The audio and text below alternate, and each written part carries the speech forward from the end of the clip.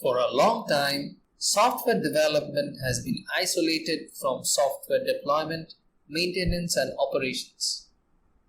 However, with the emergence of Docker, developers now have an easy way to learn about deployment, configuration, and operation, giving rise to what we know today as DevOps, one of the most sought after and well-paid roles in the industry. Docker containers have helped spark many industry trends in technology, which are now considered standards, like automated CI/CD pipelines, microservices, serverless architectures, just to name a few. But what actually is Docker anyway? That is what we will learn today.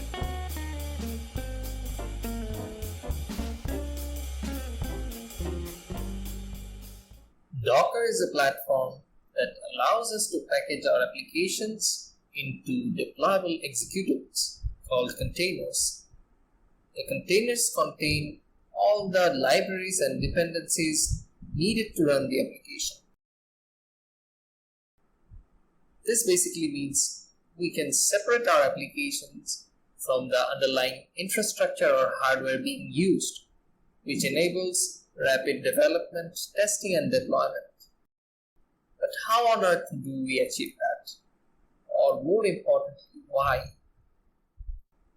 It is because containers provide us with an easy and efficient operating system virtualization. Now, what the heck is virtualization, you might ask?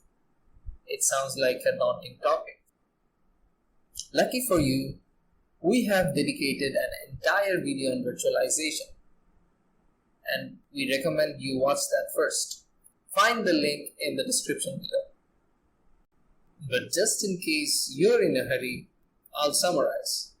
Virtualization is the technology that allows us to create and manage virtual resources which are isolated from the underlying hardware. There are several types of virtualization, but virtual machines and containers are the most relevant to our discussion. Alright, with this in mind, now we can ask, why Docker? The main differentiating factor between containers and virtual machines is the fact that containers virtualize just the operating system, instead of virtualizing the entire physical machine like VMs. This means that containers themselves do not include an entire guest operating system, making them substantially lighter, faster, more portable, and flexible than its alternative. Docker itself provides the platform and tooling to manage the entire lifecycle of containers. Now, to better understand why Docker is so widely adopted and worth learning, let's look at the main benefits of Docker. 1. Simplicity. Docker kills the enormous complexity of integrating software development with operations by way of managing the heavy lifting of virtualization using just a single command line interface. Number 2. Speed. You can get your application up and running in seconds or minutes every time, instead of having to wait for hours or days to set up the environment, only to do it all over again on a different machine or environment. A faster lifecycle also means that your team can be much more agile. Number 3. Portability. Since Docker images are immutable once built, you can deploy them on any environment that supports Docker, and it will run exactly how it runs on your local machine. This means that you can confidently deploy your application seamlessly to different cloud providers, on premises, or any hybrid environments. No more "it works on my machine" headache. Number 4. Efficiency. Since containers share the resources of the host operating system, far fewer resources are required to run multiple containers as opposed to multiple virtual machines. Thus, hardware resource utilization is much more efficient. Number 5. Horizontal scalability. One of the primary benefits of designing your system using containers is that your system components are by default isolated. By having loose coupling between the components of your system means that you can develop and deploy them separately. If some component in your system requires more load than others, you just simply add more containers and hardware and load balance to scale it out. This is how giants like Google, Netflix, or Uber achieve limitless scalability. Number 6. Freedom of tech stack. Docker is stack agnostic, meaning that it doesn't care or restrict what language or tools you use inside your containers. So you, as the developer, can innovate with your choice of tools and frameworks.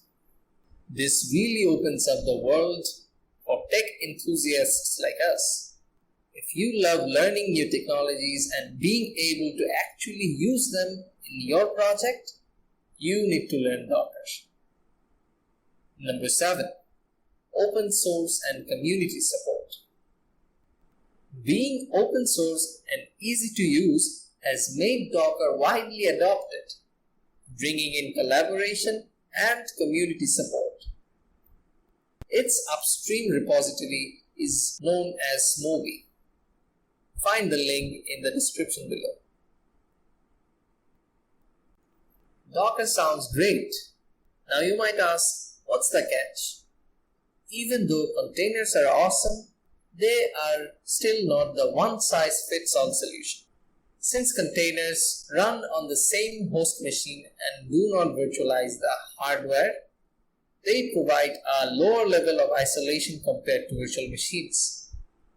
This could give rise to security or compliance issues in some niche projects, which could be an important consideration. But for most projects out there, this is not an issue. So, chill out. Alright, so to understand how Docker works, we need to look at the architecture of Docker. Let us start by defining the following concepts. Docker daemon. This is the brain of Docker. It's a process that serves API requests and manages Docker objects such as images, containers, and volumes.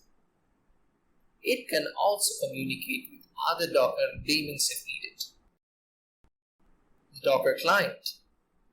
This is the command line interface that communicates with the Docker daemon using a REST API. The Docker host is the physical or virtual machine which the daemon runs on. A container is the process that enables operating system virtualization by packaging up the required libraries and dependencies and providing isolation from the host and other containers. An image can be thought of simply as a read-only blueprint or template for creating a container. And a registry is a storage or repository of images. For example, Docker Hub.